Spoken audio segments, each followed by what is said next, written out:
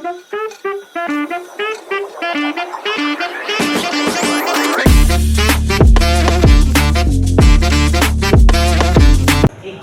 warahmatullahi wabarakatuh. Kembali lagi bersama kami di podcast Belajar Bersama.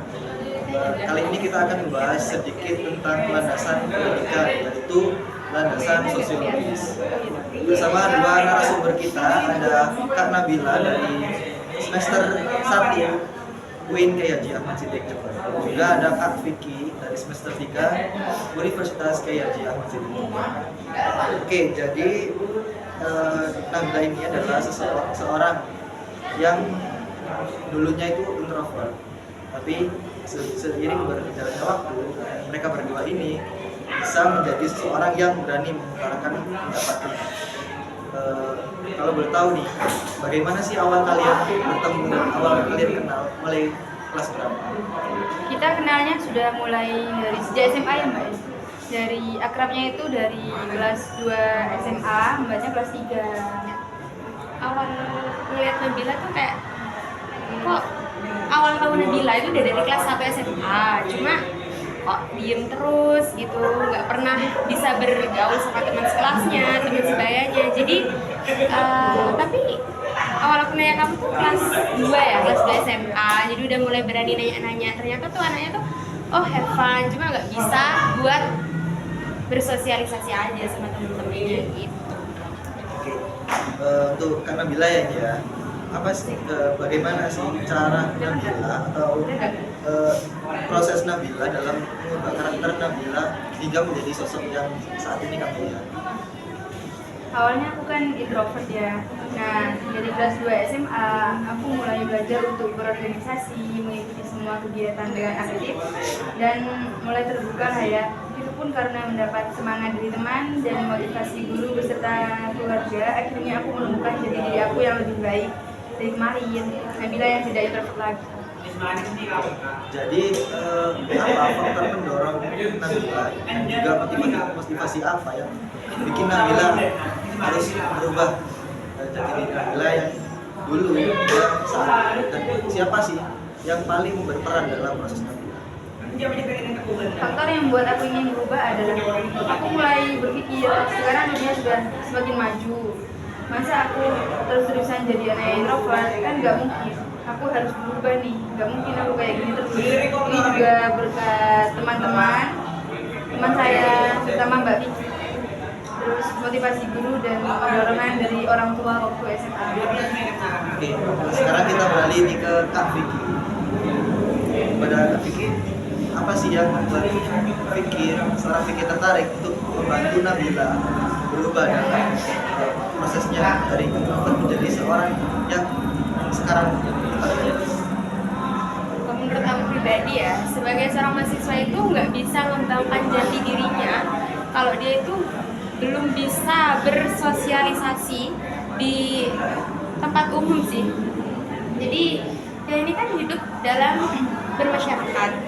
Jadi kalau kita terus hidup terus-menerus dalam kesendirian, nggak bisa bersosialisasi, itu juga kurang ya, nggak bisa mengembangkan apa yang sebenarnya ada di dalam diri kita gitu sih. Terus kita juga nggak boleh membiarkan terus-menerus sikap introvert itu ada di dalam diri kita. Makanya kita tuh harus tetap bisa tetap harus bisa keluar dari fase-fase introvert itu. Nggak boleh terus ada di fase-fase itu aja gitu sih. Jadi apa langkah awal dan juga cara Vicky untuk membantu Nabila di dalam proses ini? Langkah awal itu kita harus bisa mengenal dulu dan mencari jati diri kita sendiri masing-masing ya, terutama tentang apa yang kita butuhkan dan seperti apa karakter diri kita sendiri, sehingga kita tuh bisa menyesuaikan. Paling penting tuh kita harus memperbanyak relasi lah, kayak misalnya ikut organisasi apa aja yang ada di kampus, juga bisa memperbanyak teman sekelas contohnya. Terus semakin kita banyak teman, maka juga semakin banyak pengalaman, relasi, terus juga motivasi yang kita dapatkan juga banyak kalau kita terbuka. Oke, kembali ke Nabila ya. Apa yang Nabila rasakan saat ini setelah mengalami proses yang begitu panjang? Aku merasa senang dan lega karena aku mau berproses, aku mau merubah sifat aku yang kurang baik, dan aku sadar bahwa bersosialisasi itu sangat penting. Pokoknya aku merasa bangga sama diri aku sendiri. I'm very happy. Untuk Vicky, apa hal yang membuat Vicky kesulitan dalam membantu Nabila dalam beberapa tahun terakhir? Sebenarnya kesulitan sih nggak ada ya, cuma kan aku dulunya juga kayak Nabila, juga introvert, jadi paham lah rasanya Nabila. Semua perubahan tuh kan nggak bisa instan. Jadi misalnya kayak Nabila nih, dulu orangnya nggak bisa berinteraksi sama teman-teman sebaya, nggak bisa cari relasi yang luas gitu. Tapi seiring berjalannya waktu kan bisa tuh, kayak Nabila juga bisa udah mulai aktif dalam kegiatan di kelas, diskusi kelas, terus juga ikut organisasi-organisasi yang ada di kampus. Jadi itu masih termasuk ya itu sih proses yang tadi itu nggak terlalu sulit sih sebenarnya, cuma tergantung dari diri kitanya sendiri aja gimana. Oke, itu tadi cerita dari kedua narasumber kita. Sekarang kita akan tanya motivasi apa yang bisa kalian berdua berikan untuk orang-orang di luar sana. Jadi Kak Vicky dulu nih. Kalau dari aku pribadi ya, kita tuh harus dimulai dari hal-hal yang kecil dulu, kayak bisa merubah cara pikir kita sendiri. Sebenarnya introvert itu bukan buruk sih ya, tapi kurang baik. Bagaimanapun sikapnya kita tuh harus tetap bisa bersosialisasi, dimulai dari hal yang paling dekat, kayak bisa berbicara sama teman sekelas, sebangku atau teman sebaya. Selalu percaya diri kalau kita tuh hebat, kita tuh bisa. Juga harus memiliki keberanian untuk mengambil keputusan dan memulai sesuatu pembicaraan yang baru. Dan yang terakhir tuh mulai terbiasa, mulai terbuka pada orang lain, dimulai dari hal yang terkecil. Nabila?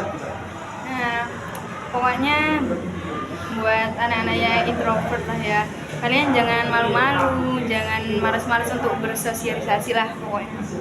Tetap semangat. Oke, tadi adalah sedikit cerita dari kedua narasumber kita, Kak Nabila dan juga Kak Vicky. Saya ucapkan terima kasih sudah hadir di podcast kita hari ini. Nah, untuk Kak Vicky juga terima kasih banyak ya. Untuk Kak Vicky saya jadi Nabila yang sekarang. Oke, jadi jangan malu untuk berteman dan jangan malu untuk bersosialisasi. Terima kasih, kita tutup podcast kita hari ini. Assalamualaikum warahmatullahi wabarakatuh.